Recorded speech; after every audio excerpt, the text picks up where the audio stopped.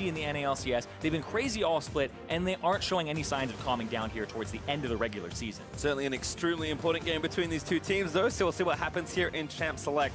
R-Star banned by OpTic, who are on the blue side for this game, and TSM on the red side will kick things off with an Aatrox ban. Yep, Aatrox pretty standard on that side, even at 8-15, but now the Rakan actually kind of swapping sides here, because you could first pick a Rakan, but remember, PoE busted out the Akali last week. Is that something they want to first pick again here with another week of practice behind it? Because I wasn't too excited by it the first time we saw the Akali, because it had come out pretty quickly once people had realized it was good. But now, with an extra week of practice, more solo queue under your belt, I want to see that. But oh, they actually banned it themselves, saying they don't want to first pick it anymore. I feel like there's counters that have emerged. Funny that you mention it, because it has been something that in Academy I've been casting that this week as well. Have seen it pop up quite a lot in series there. So certainly you think of a player like either of these mid laners, really, they would be willing to play a new champion and an assassin, which they are both pretty proficient on. But like you said, it was banned away along with the Rakan, and now Kindred, another jungle ban for TSM with one more to go. Maybe Nocturne, yep, out Nocturne, there. Zoe jumps to mind as something that you could pick here, but if the Fizz has emerged as a counter to it,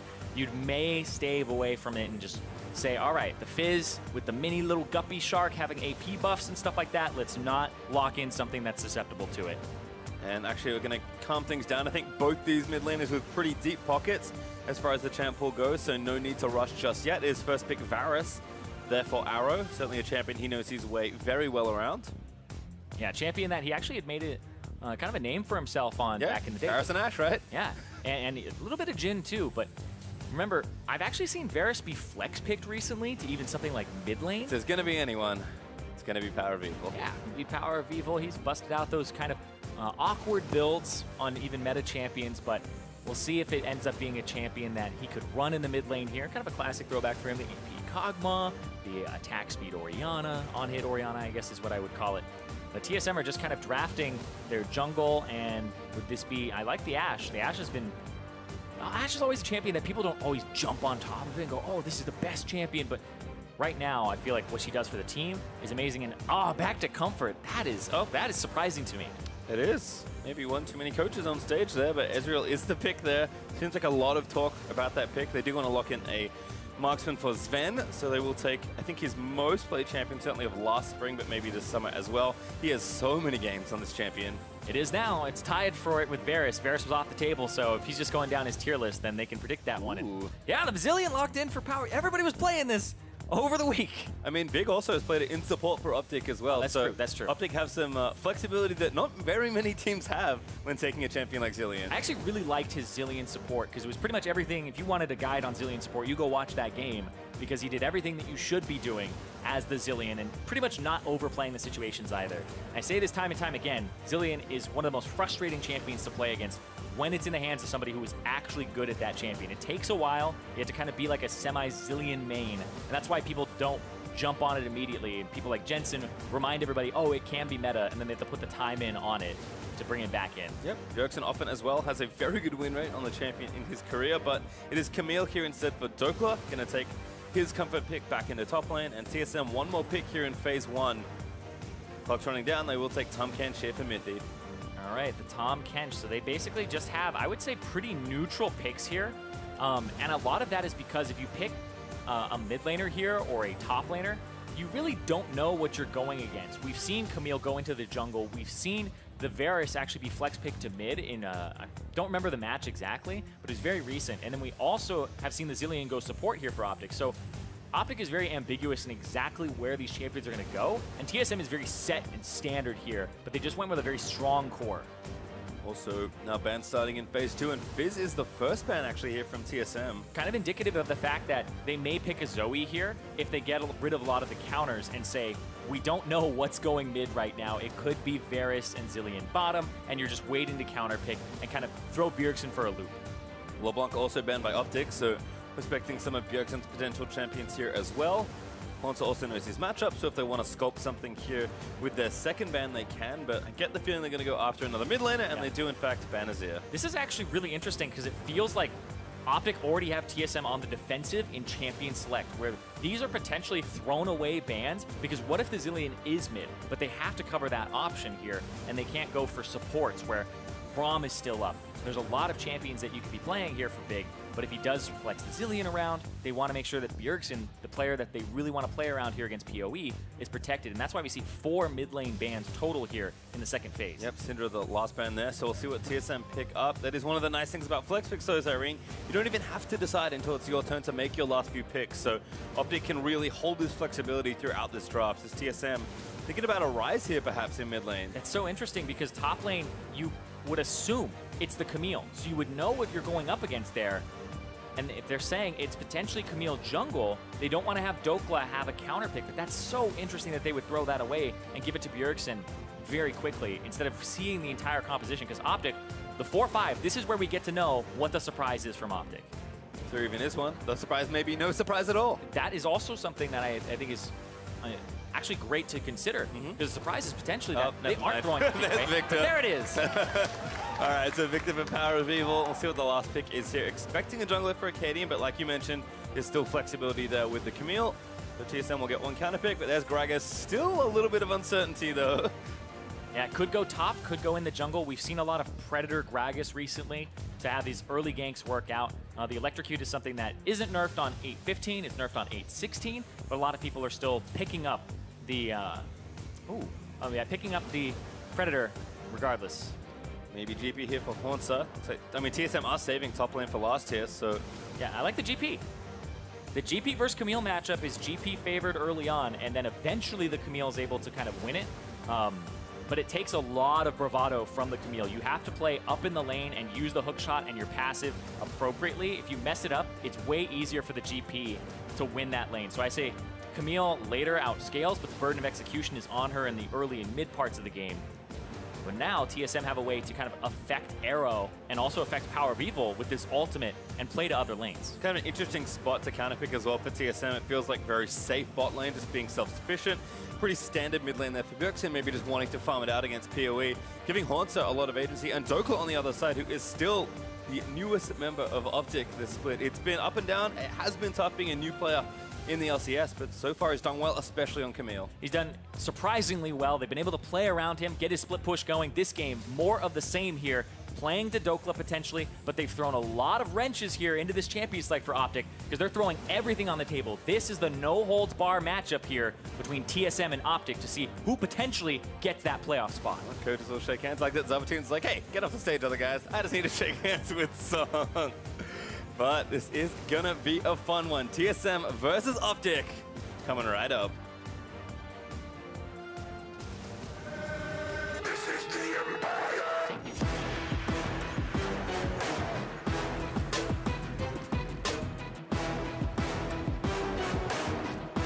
This is the Empire.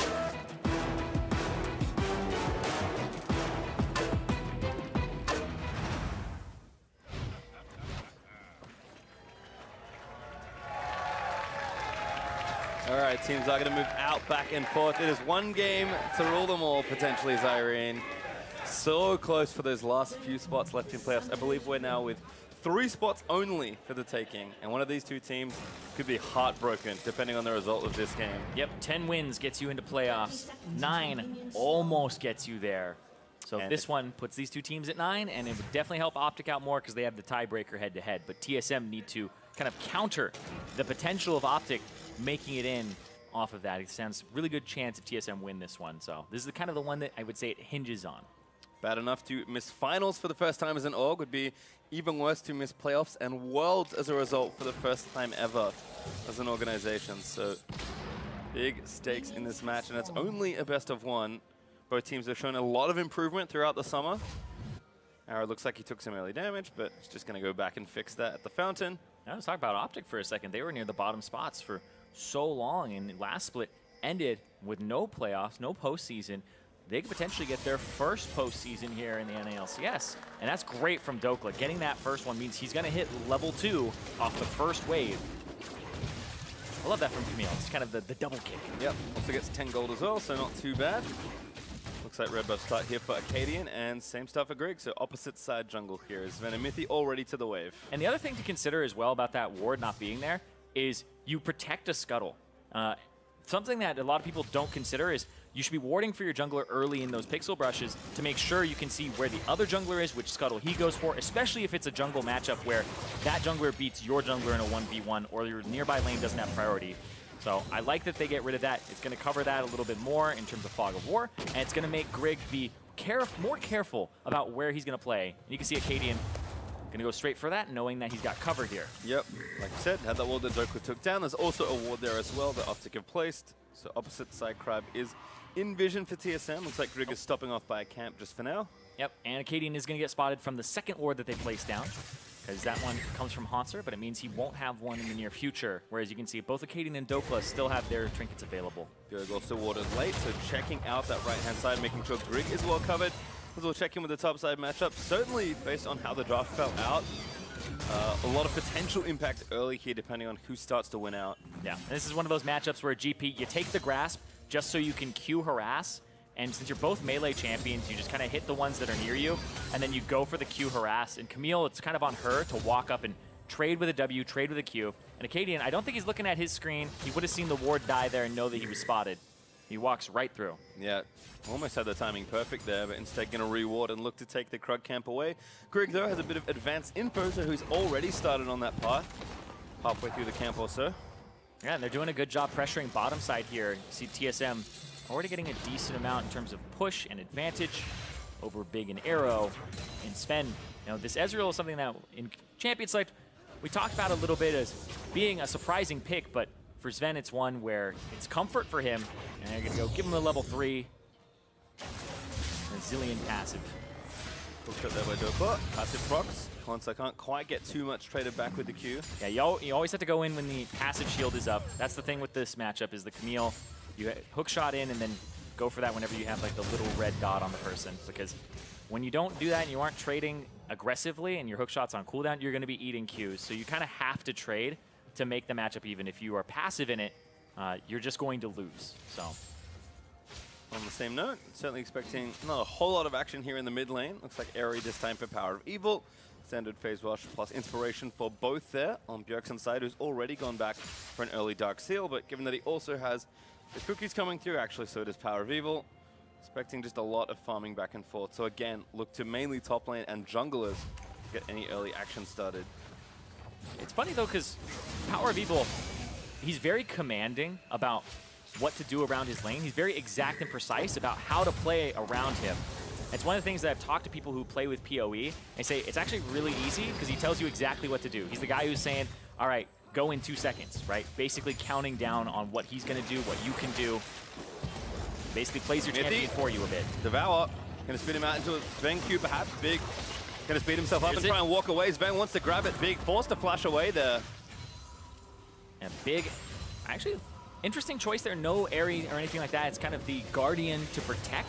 He's actually gone quite defensive here. He even went for the coin start because it's the one that actually statistically gets you there fastest to the 500, and it looks like they weren't going to be aggressive here. So it's kind of, I feel what they did in Champion Select was say, Acadian's going to be playing to top and mid. He's not going to be playing too much to bottom side. And that's because they have a split pusher. Protect your split pusher early, get Dokla online, give him wards, give him all of the attention, and they're kind of seeding bottom lane here with their builds and showing that they aren't going to be aggressive with the Varus and the Zillion. Yeah, Sven's actually massively far ahead on what kind of looks on paper to be a pretty passive 2v2 matchup, but he's already 20 CS ahead, and it's not getting much better for Arrow either, who's actually forced to back away now. And because he backs away and they put that pressure down, Grig's going to go on the Infernal Drake, use the pressure that's on the bottom side, and this is using the priority that your lanes have and having them play to you. TP back from Arrow means he doesn't miss too many CS, but... Oh, spotted on the ward by Acadian. Still, that Drake pressure is nice. Looks like Bjergsen going to play far right-hand side with his team on that Drake.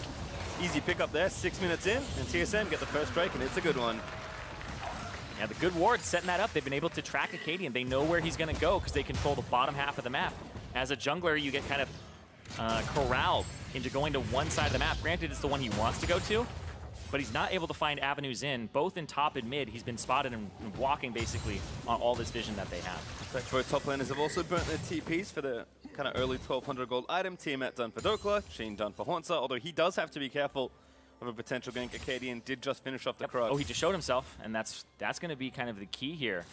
Cadian's gonna go. Haunter has a flash. He's going to have to burn it. Body slam connects. Hook shot incoming. Haunter is going to flash out of the way. Does survive, but has to burn the summoner. Yeah, this does mean that Dokla's gonna have to clear the wave out. Has the Tiamat to do so and give himself some priority. But Grig, interesting, he's not gonna go for his red buff or anything like that. He's just going immediately for topside control, which will pull Acadian back to the top side to give Dokla vision again. Because Dokla wants to pressure in this matchup that he's slightly winning, and there's no flash on the GP. But it means that Acadian's gonna have to abandon his bottom side, make them kind of suffer for a bit, or he's gonna have to go get his red and say, well, Dokla, I'm sorry. Yeah, you can see Grig picked up his red, covers for the regank. Bjergsen not quite gonna get stunned up there by Gravity Field. With the tier completed, actually doing pretty okay in the matchup. Kiwi, though, also upgraded his Hex Core, so first early item power points are here. Yep, and you can see Grig's actually going topside here, kind of babysitting Haunter, making sure that he's not going to get ganked, making sure that he can push up and clear the wave out. And Acadian was just hanging out in the mid, and because nothing else has really happened here, he's just going to go cycle his jungle on the bottom side. And it's not too surprising that TSM drafting pretty safe, all things considered. Happy to play a relatively slow game, but I feel like OpTic have played that style pretty well all season also. This is really the tipping point that I didn't expect to happen, though. OpTic being this far behind in the laning phase is a testament to, honestly, Sven and Mithy's strength as a duo, despite having very defensive champions. Yeah, it's also the cover that they're getting. If you can track Acadian, when you have a lane, this is kind of how it works in pro play versus solo queue. Solo queue, everybody will have almost no regard and forget that junglers exist. When you are in professional play and you can see the enemy jungler on the opposite side of the map, even if you have a losing matchup, you just push really hard and make them think your jungler's there and call that kind of, or make a bluff and throw it down. So that's kind of what TSM has been doing, is constantly pressuring, because they've been spotting Acadian on the top side, and that's given them a CS advantage. It's given them opportunities to use abilities. So if you use some abilities, like if you double bomb, that's when the jungler comes out of nowhere if you don't have the appropriate vision. So OpTic playing really safe, but TSM playing aggressive, because they've been spotting Acadian and tracking it. Yeah, again, Grig does a nice job tracking Acadian, does spot him with the Scry's Bloom. Will contest with his Crab Smite to Acadian. He's going to pick up the Shrine, but Grig gets a control ward at least. Gets the control ward, spot him out. Now they're both on the bottom side of the map, but this is where Acadian has to cycle his top side still. And he has to kind of cover for Bjergsen, roam warping to the bot side.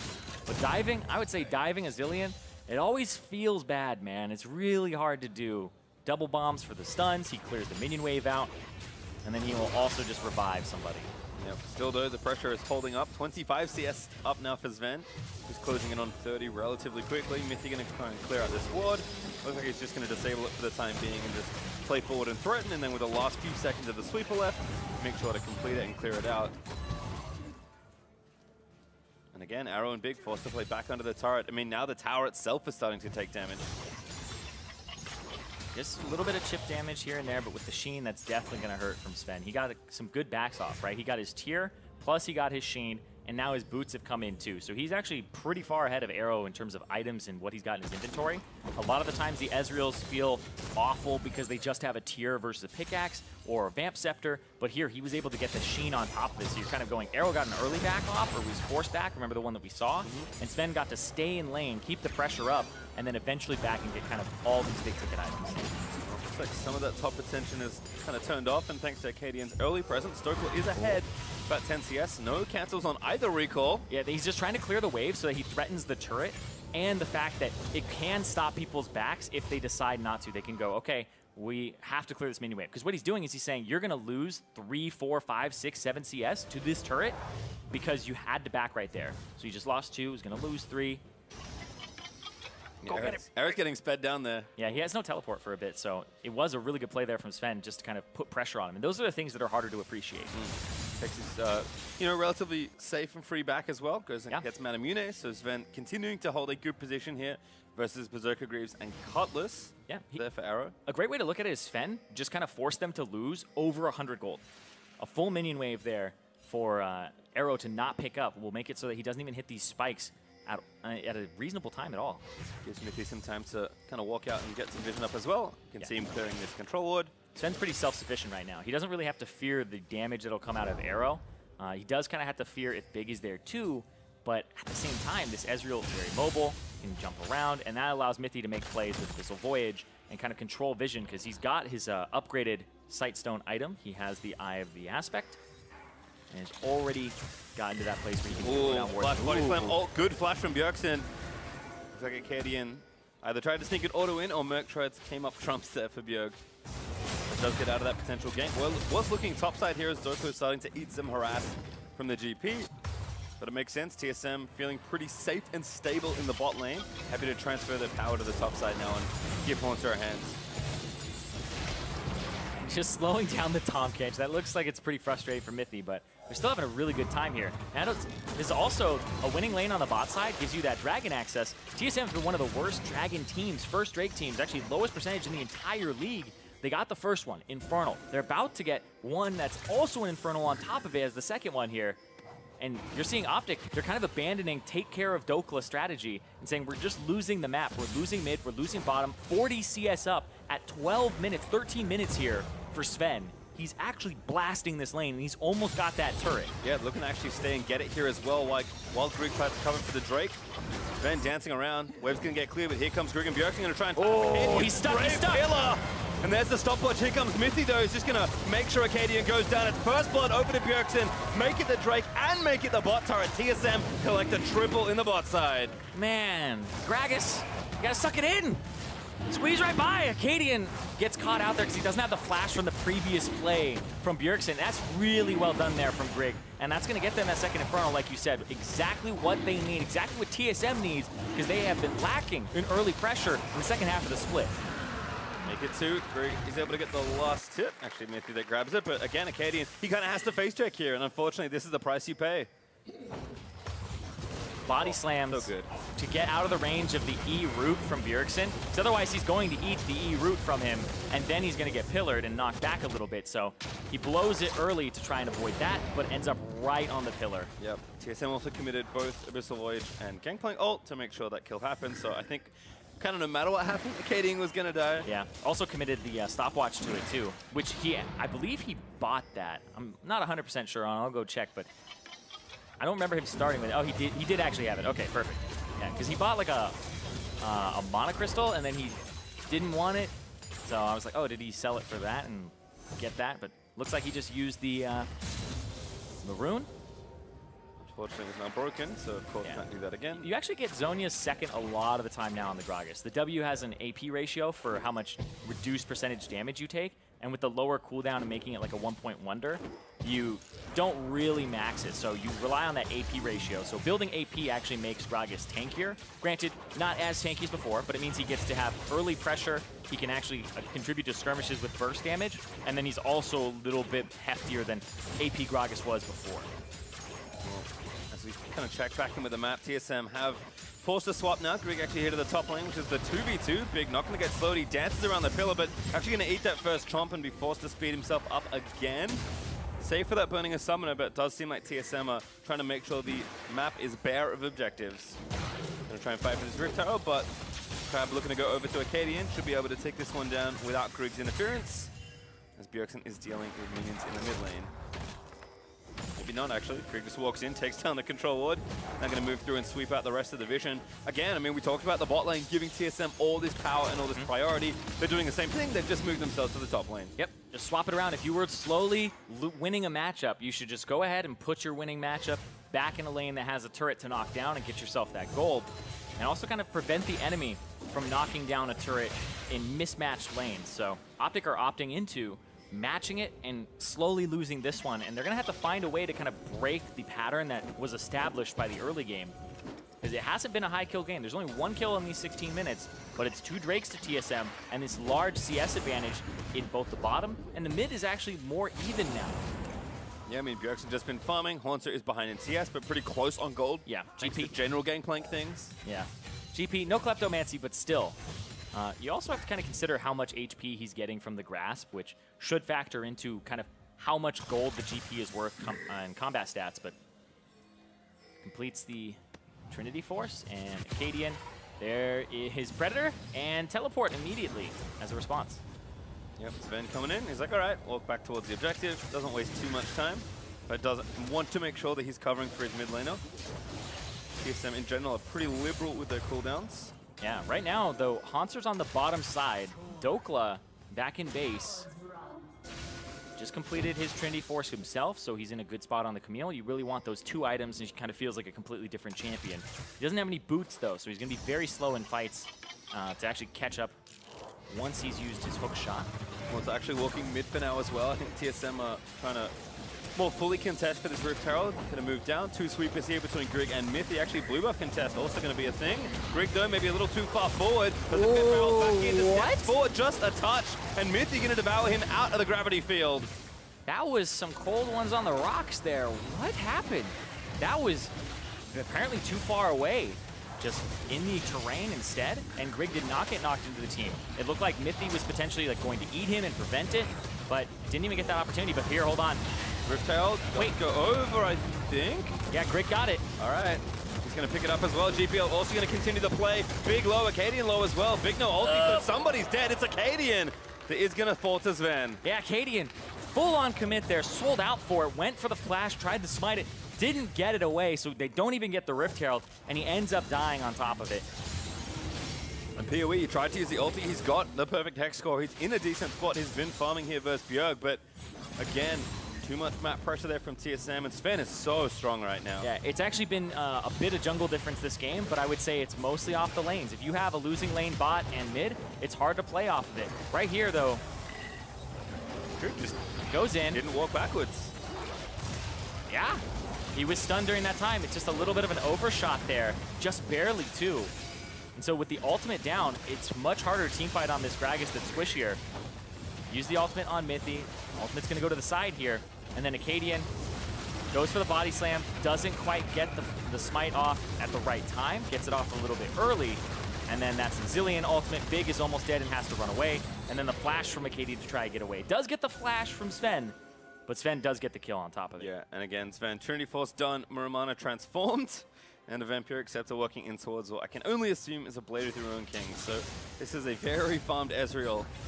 Not just accounting for his almost 50 CS lead in his own matchup, but yeah. Klepto's been picking up extra gold as well. That's more than 2K clear of Arrow. Yeah, 2,200 up right there. And then you look at all the other matchups. It's basically, he's the one who has the most gold in the entire game. 1,000 more than Bjergsen at this point. Being pressured right now because Mythy's not in the area, but that's a sweet spot for Ezreal. When you're ahead of the curve and you can ulti a minion wave and actually kill minions in it, not just chunk, but actually kill minions in it, that's the feels good. And still holding 1v3. Acadian roamed up as well. That's going to give TSM this Ocean Drake uncontested. As Sven still checking brushes, trying to find some people. Acadian going to get spotted now by Mythy. Mythy wants to face check the brush. They will lose a turret here, but TSM kind of knew this was coming. Mythy actually trying to chase them away. Arrow looking to finish off the top outer turret. Should be a couple hits away. Does manage to destroy it. TSM are happy to take that loss. Yeah, they got the Ocean Drake. They kind of sacrificed the turret, but they had bought the opportunity to do that because they had already given up, already gotten 2 turrets, sorry. And they are very close. If they keep this map control up and nothing goes wrong for TSM in the next few minutes, that's 3rd Infernal Drake potentially for them. Got another Herald as well. Sorry, still has the first Herald and the only one there for Grig. So we'll see if he wants to use that to complete the outer ring and take down mid. Baron also up. Hello. Looks like Scuttle Crab first here though for TSM. And again, Sven is happy to move around, transfer his power throughout the rest of this map. I mean, he does so much damage right now. A lot of the times you're like, Ezreal, he's got the little baby pokes. It's like, this Ezreal actually chunks people at this point in the game with Qs, with ulti. Yep, Big actually taking a big chunk there from the True Shot Barrage. TSM stepping forward. Here's Acadian with a big Predator flank. Now Sven's going to chase him down. He actually is going to get this kill if Acadian doesn't leave, so he's forced to run away. Shelly also doing most of that turret's health, so just one more hit required there for TSM as Grig caught by the Chain of Corruption, but getting out of there. Power of Evil sped up by the Zillion, trying to play up and aggressive. But Haunter ready with the ulti. Wave's going to push back in for TSM. Mid turret is pretty tough to defend at this point. This feels like OpTic may have to go into damage control mode, try to slow down when they can ever get a Baron. They might have to keep ceding objectives to TSM and rely on Dokla, the newest member of the squad, like you said, with the least experience out of everybody, to be the one to carry this game in a split push position, because it has been all silent on the southern front where they have those top laners now sitting down there. I'm going to hang out, clear this wave. Looks like OpTic stayed around to fend off the potential counter push, but Bjergsen's actually splitting top. Haunter, of course, has been bot lane in his 1v1 for a while now. Grig going to take a visit down here just to maybe pressure Dokla out of the way, but he hookshots over the wall. Oh, here comes Mythy. Got any friends? Does have Sven with him. Durkle just gets out of there. Yep. So that's good. He's pulling pressure, pulling people towards him, gets ultimates, gets people to kind of abandon that side, and then you get to replace wards on the top side and control that minion wave. So the fact that people go for you as a top laner, as a split pusher, and you can avoid it, you just buy your team time to shove waves, kind of stop the game from getting more and more out of control. Yeah. OpTic trying to do what they can, though. Looking for Baron now that, of course, there is no Drake up for a number of minutes. Yeah, you basically get Baron control to either threaten doing a Baron, but also kind of force the enemy's hand and say, you guys have to group as 3 or 4, come over here, come into the Baron area, clear it all out, we have vision of it, just get control back and draw them there. And force them to take more time to kind of go about the area. And that's TSM going to get all those outer turrets.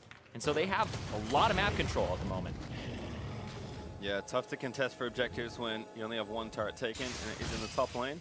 Will help with some of that Baron area vision, but TSM have a really good stronghold to just sit in, force the waves out, and again, continue to play around these objectives. Sven also coming back with that third item finished. Yeah, 3 items to 1 and a little bit of some halves. Like the Zeal plus the pickaxe don't go into the same item. That's true. So he's got parts of 2 different items. One and a fraction of some kind. Pick your favorite.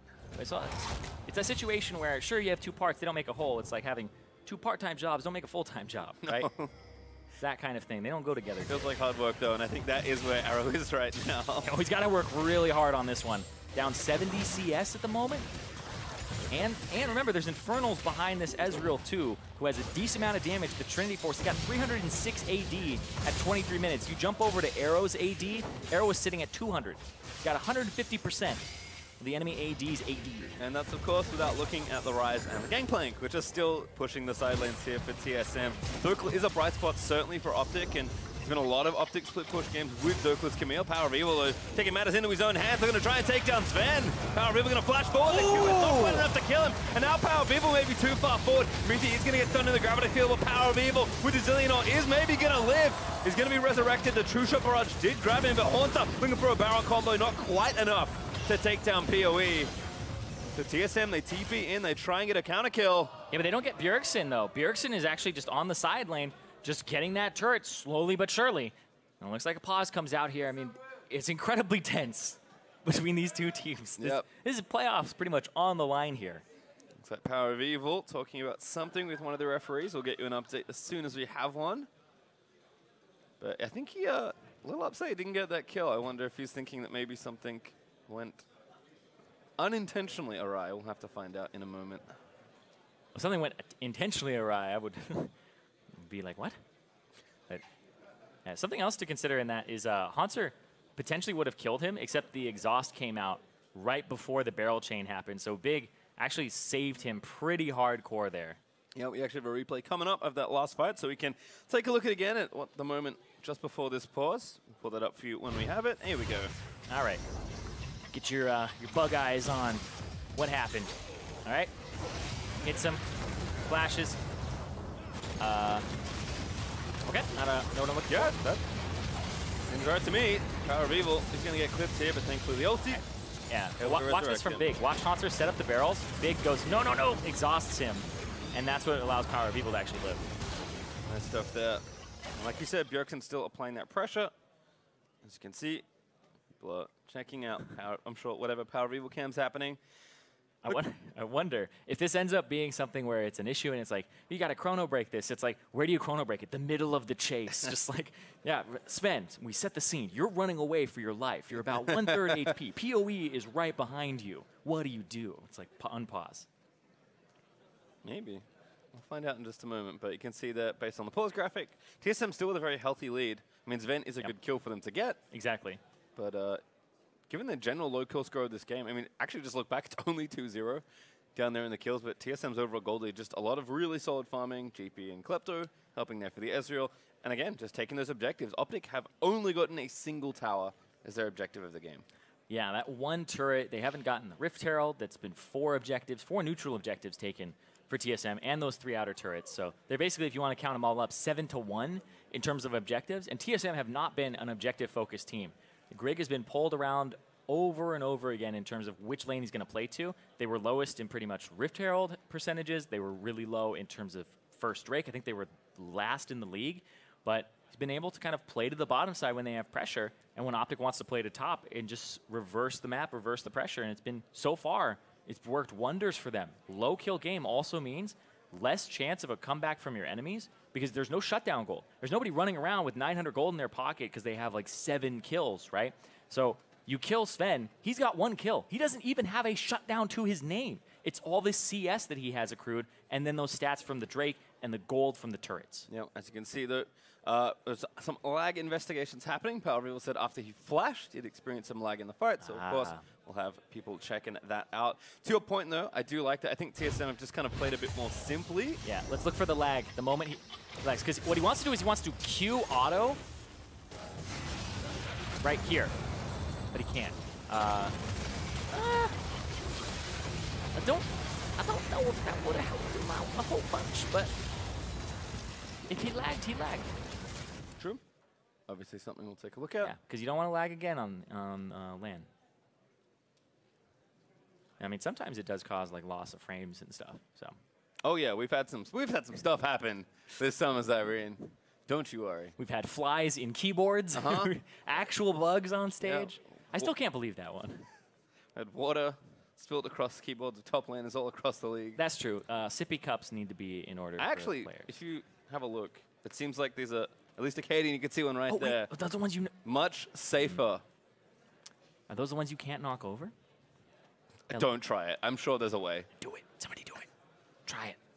I think it's the one that like gets back up if you knock it over. It's just like, oh. Maybe you can't knock it over. It has like a weight or something. I don't even know. Where's Haunts' desk? Is that should act? He has a regular water bottle. Everyone panic. Oh god. Yeah, that's not safe. It's not at all. But I think, again, like, if you're right in that TSM have not really been playing much around objectives this play, I think Grig has felt like pressure to play to such strong laners. Bjergsen is very commanding as a mid laner, both as far as his like communication goes, but also in his play. Haunter is often best on carry-style champions, even though he can play tanks very proficiently.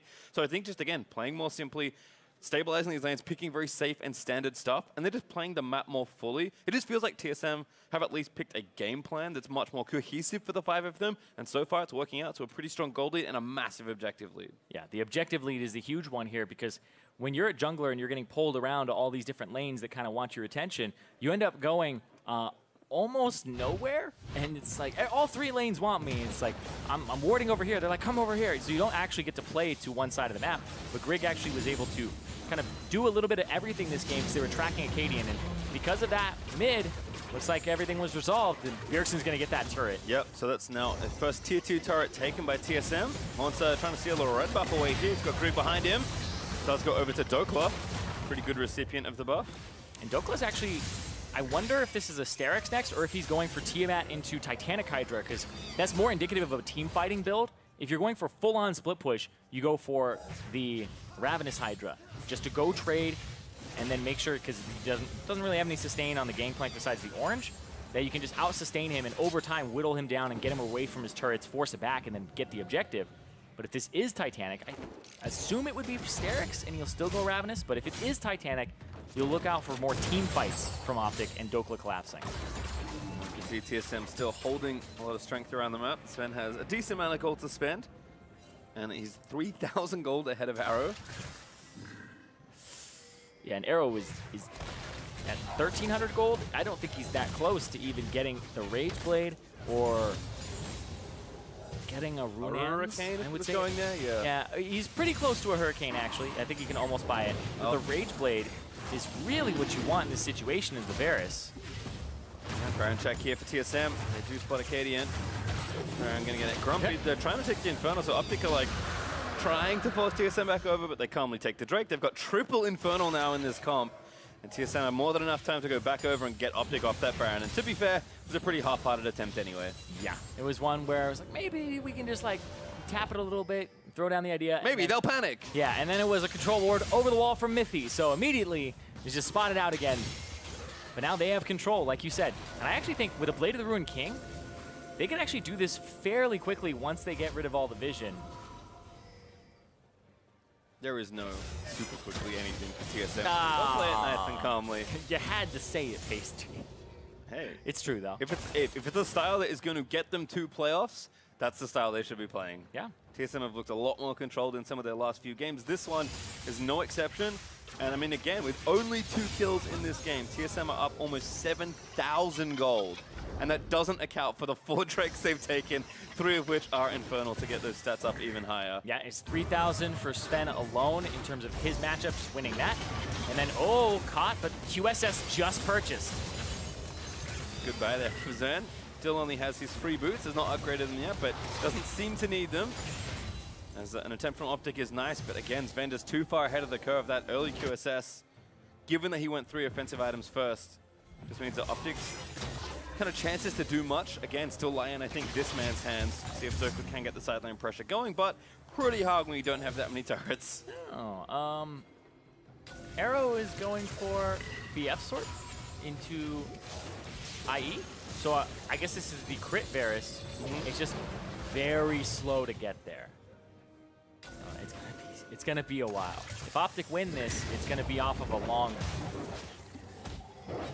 It's funny to say that, given that we're almost 28 minutes into this game, but I think OpTic know that their mid-game chances pretty low at this point. It's the long haul. You gotta wait for the Ezreal to fall off, for the Varus to scale up, and for the gold lead to matter less and less. But TSM, like you said, there's no such thing as doing something quickly for TSM here. They're usually pretty methodical, and I would say overly methodical sometimes, risk-averse as well. And so there's a lot of opportunities to make your own plays. Even things like getting the scuttle on the Baron side, and see, they don't want to go for it. They just think maybe they're here. But trying to counter the split push, Bjergsen is also off on this side. It's a good lane to attack. Yeah, he's waiting. Bring both your teleports to the split pusher and keep him under wraps. And this will be a test for Dokla, kind of, because if they're putting pressure on Dokla, it's how well he can play around his team. It's how well he can actually ask for pressure, and how well they can react, too. They get the scuttle, but I think they trade the turret for it. Yep. Once we're actually just face tanking it, one more auto. Bjergsen does finish it off. And that's another tier 2 turret for TSM. But what are you going to do, OpTic? Ponser and Bjergsen are both down here, and they haven't made any real moves on the top half of the map. Sure, they got the scuttle crab, they're warding it up, but now the other part of the squad from TSM, 3 basically pushing in 3 versus what they would assume would be 4 on the top side, and they just get control right back. Yep, Scuttle Throne still there, but TSM take the rest of the wards out. Little timeout in relatively short order. TSM can continue playing with their globals. Dokla trying to get a stun down. Here's Mithy instantly reacting as TSM going to try and turn the play around. So OpTic back off. It's good to get the Banshee's Veil. It looked like what he wanted to do is you want to do the W a little sooner, so you can actually get the Banshee's Veil off and then hit them with the stun at the same time. So if you time it just right, you can remove the Banshee's Veil and get your stun. Fortunately for Dokla, no stun landing, and of course plenty of support. I mean, between GP, Rizalt, and time control, it's pretty tough for OpTic to do anything without TSM showing up. Yeah, it's interesting because TSM have so many semi-globals or globals. Oh, 3 teleports. 3 teleports, 4 champions that have ways to affect side lanes, whether it's using an ultimate like the Ezreal or the GP, and then also having a mobility ultimate like the Ryze or the Tahm Kench. So 4 champions there, 3 teleports. I feel like Dokla doesn't get to play the 1v1s anymore. And that's what Camille wants, but like you said, tough to do that here. OpTic, I think, just trying something. They'll stop Baron pretty aggressively, but Mithy again, back with a control ward handy, and OpTic away. Yep, basically, I guess every time they start it up, they tax Mithy 75 gold. That's about it, but we're looking at TSM just building and building on their advantage. We're pretty close to almost 10,000 up for them. They're about to press that 9,000 mark. And this has been a slow one for them, but it's been good in terms of the control for TSM. Gotta get that ward though. Greg does find it. We'll be able to get it on Trundle. Then there as well with another auto in case he needed it. TSM, again, is doing this the easy way. Do have one ward still just left of the pit. Oh, Ponser potentially looking for an ultimate here onto Arrow and PoE to start things off. There's one of the speed ups from Zilean. Bjergsen also pressuring top lane as well, so TSM just covering. Don't need to rush from mid-prio just yet. Here comes Mithy. Going top lane. Yep, again trying to take down turrets. Dokla is here. Once again, now in a 1v3. Yeah, that's the rotation there. Speeding up PoE to try and get him in a little sooner. It's just damage control here. Predator, Acadia might be able to do something here. Doesn't even get the Banshees, unfortunately for him, and Speedtrunk went to TSM, so now they're going to start Baron. Realm Warp over, TSM again, just running OpTic in circles across the Rift. Yep, Dokla's backing to potentially TP in. They saw that, there's the ward right there. That ward's rough. TSM couldn't quite sweep it. Mithy OpTic might collapse. Mithy looking to go down. The Grey Hub does kick in, and Dokla just evaporates his Bjergsen, able to take him down. Power of Evil going to be the next one, but the Zillion ult will save him. Acadian, though, needs to stay alive. Sven ready. Haunter flash forward, able to grab the kill. That's two from OpTic dead, and TSM back to Baron. They just got completely annihilated. Dokla comes in. It's magic crit for almost 800 by Bjergsen, and then that's pretty much the fight. They look like they had Mithy. The cleanse comes out. He gets to safety eventually with the locket behind him, and that's TSM using the gold lead that they had accrued, basically cashing in on the investments. Not even rushing. Krieg went back, and now they walk back to the objective. As we'll see this start again. Bjergsen roam warps over. This is a classic Bjergsen Rise move. Yeah, they see it in broad daylight, and then they run up PoE, throwing down the W. I can't believe Mithy actually makes it out of that. That last pulse looked like it was going to go off. He gets the gray health off, and Dokla gets stopped before he can even E and then second E to a wall. They were ready to stop him and make sure that he can't get that hook shot off. And Baron did go over, as you can see. All five from TSM wearing the purple buff, and Greg back down to the Ocean Drake to make it full-on big monsters here for TSM. OpTic haven't got a single objective outside of that turret. It has been incredibly rough for OpTic here, but TSM are showing that they've changed their ways of the mid-season for them. Again, playing slower, playing more consistently, but when they have to force a play, they are willing to do something. And now Drake number 5 goes over to TSM. They'll grab Ocean number 2. Yeah, that's the full house of Drakes. And hold on. Dokla again, looking for someone. Gonna ult onto Griggs. Van gonna be pushed out of the zone. Mithy, though, devours him out. Kane Corruption gonna miss as well. There's the ult from GP as Sven just diving back in. 1Q almost took off Power of Evil's health bar. I mean, they're getting pretty much 1-3-1 across the map, and they engaged on the 3-man, and they don't win it. They actually are running, and they have to recover. They're gonna start losing turrets on the side here. Yeah, and Bjergsen's Death Cap doing so much damage in the side lane. Inhibitor turret in top will fall. Haunter gonna make short work of the bot side as well. Baron's so powerful when they're pushing all 3 lanes like this, as TSM will crash down mid-inhib. That's basically those 3 inhib turrets dead almost simultaneously. Yep, split pushing against the team that has been using split push to get to this point in the standings. OpTic, they are just getting pulled apart, about to lose all 3 inhibitors at the same time. It seems like there's no way out here for OpTic. They're gonna have to fight. They'll look bot side, but again, stop down. TSM, look forward, look for Dokla. He's Zillion ulted. But now Bjergsen's just going to roam over and try and finish off the kill. Acadian low, Dokla left for dead. He's going to be taken down by Haunter. Arrow, the next one forced to fight. Greek in a chase, and Trump forward for the kill. Woo! Big blown up by Bjergsen. Mithy forward on the Power of Evil. And TSM, they'll just get everything. They're going to try and get the ace, the turrets, and the Nexus all in one fell swoop. TSM keep them playoffs hopes alive. A much needed victory for them, not just for morale, but for the standings, putting themselves one step closer to proving the doubters wrong and making playoffs again. An avalanche seems like it rolled through OpTic space at the end there. Yeah, the green wall is not standing right now. No, not after that assault. The players will shake hands. 9 wins now for TSM. We're getting close to the magic number. We'll have 1 game left to play tomorrow, and no matter what happens, there's going to be a lot to look for in these results in our last 2 days. TSM can, even if they lose their next matchup, if OpTic wins, that'd be a 9-9 tiebreaker, where they're both 1-1 now. So evening up that head-to-head is very important too for TSM, so they'd have the opportunity at a tiebreaker if they slip tomorrow. And that's kind of the thing, right? I mean, with only, for the teams that are, of course, playing through today, with only 1 day left, almost everyone still can't rest. You have to play tomorrow. You'd likely have to win your game tomorrow when you play. And then you probably have to play some tiebreakers, given how things will break out. So a lot of work for these teams to do. Again, the number of remaining available playoff spots is very small. But to hear more about how they claim that victory, we're going to hand it off to Overly and Bjergsen.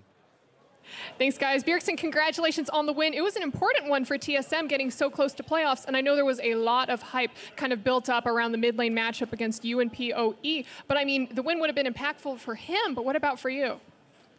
One more time, can you repeat the question? Just asking about the PoE kind of mid lane matchup. I know he was calling you out on Twitter. Oh, I didn't even see that. So that might have been why I'm not I didn't really see his call out, and just the lane was pretty boring. We were just farming. He was playing Victor. I was hoping maybe he would, well, if he's shit-talking me, hopefully he would play something that he can actually play aggressive and try to beat me, but instead he just played to farm, and the late game never came, so. And you said before the cameras came to us, you said it was a bit of a boring game. What were you looking for? It's a worrying game for us, obviously, because it's probably the most important game we played this entire season, but I'm glad we had a slow and controlled game. There weren't too many mistakes. I would have liked a little more fighting, especially for me. I was just pushing the side lanes the whole game, but I'm really happy with especially how our ball lane and jungle played, just destroying their ball lane, just hands down 2v2, destroying them, and Greek taking every dragon was super good. Well, something that won't be boring. Talked to Doublelift after his win today about TSM playing against you guys tomorrow, and he said that you guys were just straight up boosted. So what's tomorrow's game going to look like? Wow. I mean, it would really suck for him if he loses to us after calling us boosted, so I'm hoping that would happen. I'm not going to shit talk back. I'm just going to try to shut him up. Perfect, and that's the way that you should handle it. Bjergsen, congratulations again on the win. And for more on the game, let's hear from the State Farm Analyst Desk. Thank you very much, Avali. TSM. Everyone's trying to bait Bjergsen, man. It's just everyone wants to get a rise out of him. He handles himself very well in those situations. He does. Look, I'm just going to try and shut him up tomorrow. That's all he's looking for. But TSM says, hey, OpTic, we're fine to play the long macro game. They pick up 5 dragons. They scale across all lanes, building CS advantages in the bot lane.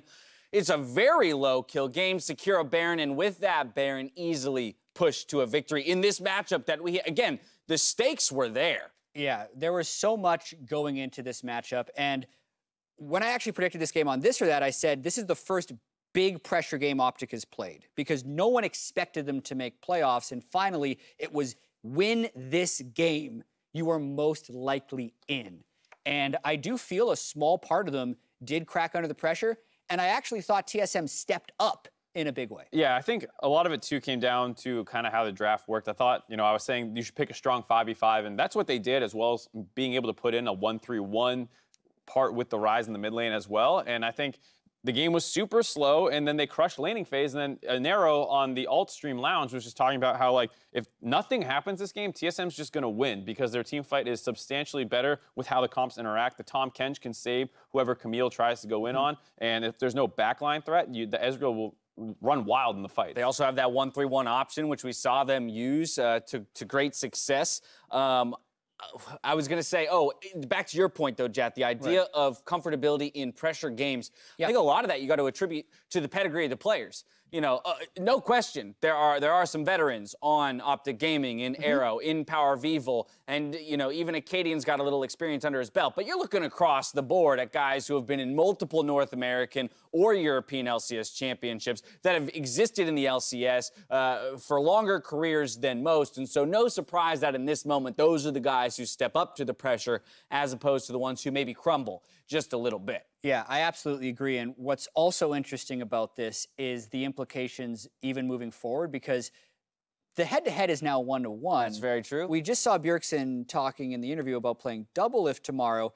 They could, and OpTic also plays Hunter Thieves. So it's a tough matchup for them, but they could actually play again tomorrow. Yeah. So seeing what happened in this game is promising for TSM, but there's still more work to do. Well, let's take a look, because quoting an Arrow, if this goes late and no one really does anything, TSM's just going to win. But I want to take a look at how we got to the gold lead that TSM ultimately developed. And I think a lot of fingers are going to be pointed towards that bot lane, the Ezreal Tahm Kench lane, building a substantial CS and gold advantage across from the Zillion Varus. Yeah, you see that CS number just keep ticking up. They took the turret by themselves around, I think it was 12 minutes. Yeah, just destroying in the laning phase, and the gold lead was monstrous as well. And it got to the point where Arrow was on an item and a half, and Sven was on 3 full completed items. And we're talking about needing to assassinate the backline and how difficult that is to do with the Tahm Kench there. And when your backline is that much further ahead than the enemy teams, it makes it so your engages are going to need to be super duper clean. Yeah, I also do feel like the Zillion support works versus non-Ezreal AD carries, because Varus will win, or Draven, which is what they picked up with last time, most straight up auto attack trades. And Zillion will then speed you up to be able to opt into those trades, and if they stand still and actually fight you, you get to double bomb them, right? That's the combo of the lane. Right. But that's just not how Ezreal Tahm Kench works. If you ever try and run up to them, either you're hitting the Tahm Kench, which means he's going to have most of it absorbed by Gray Health, or Ezreal just shifts away and pegs you with skill shots as you're charging him. So I really do feel like, even though normally Ezreal Tahm Kench isn't a winning lane, in this matchup, it should have been a winning lane, maybe just not to that extent. Almost drafting themselves into a corner there when it comes to the way that the bot lane played out. I do want to talk about, the way that the mid game and the late game developed. Again, it wasn't the most exciting, kills traded left and right, but I do think that, again, we've got to look at the composure of a team like TSM as we near playoffs, as we look at more of those pressure matchups, as we look at elongated series, best of five. So if they do make it into playoffs, TSM finally coming into form. I mean, similar to how we talked about them in spring split, and then it fell apart in playoffs. I mean, their early game still wasn't super active. They got the 2 early kills onto Acadian, but then didn't do anything. And I think I shouldn't say didn't do anything, but they did what they should have done. I think it was Nero talking once again on the alt stream, saying that, like, they could have gone for a Rift Herald, chose not to.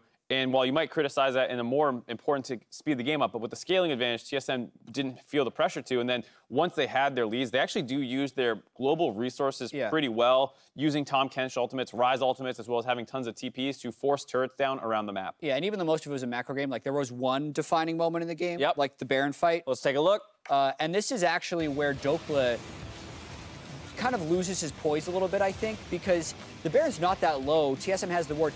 A, you don't have to complete this teleport.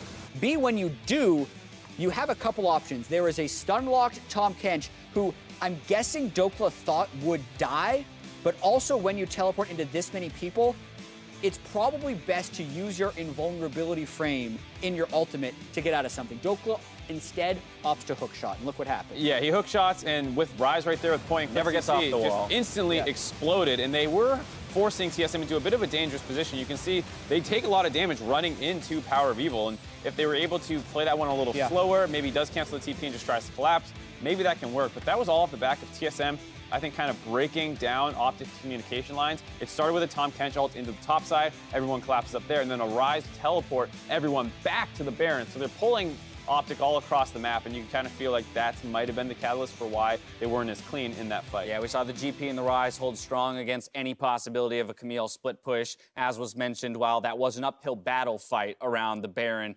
just missed execution meant they stood no chance ultimately at coming back. Yeah, absolutely. And Stats gave me a Foldy sheet update. Okay. My prediction of line 252 is still possible. Alive. Marks is dead. Yep. The worst case for TSM is that they get to play a tiebreaker for 6th place, with the best case being a tie for 3rd. Okay. So that win helps them a lot, since if they would have lost that, I believe they would have had 16 of the 256 possibilities to make it in the playoffs. But as Mark said during Countdown today, there are still many, many paths for OpTic to make it into the playoffs. And so while they did lose this game, again, having that head-to-head coming into today's matchup against TSM definitely gives them opportunities. So again, the test is going to be their game against 100 Thieves tomorrow, and whether or not they can kind of recover and perform in even higher pressure matches now to come and ultimately make a push for playoffs. Now coming up, Golden Guardians and FlyQuest take their positions for Game 4, so don't go anywhere.